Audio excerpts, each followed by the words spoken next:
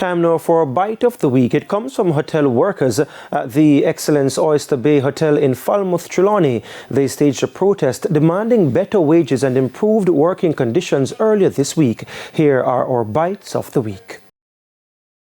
I get 31,000 a fortnight. That is rubbish.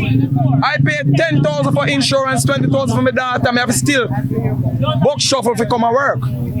Beg money here and there, borrow money here and there to reach a work for the week. Hand to mouth. Hand to mouth. And it can't work. It can't work. We're not having it. We're not having it. It cannot work. And we need something to be done. They don't want you to take home the uniform where you can carry home and go wash it properly. More time you come and you put on the clothes, it itch you, it scratch you because it now wash properly. So people have to go to doctor, people rush up. So more money out of the little bit of pay where you have to spend for doctor.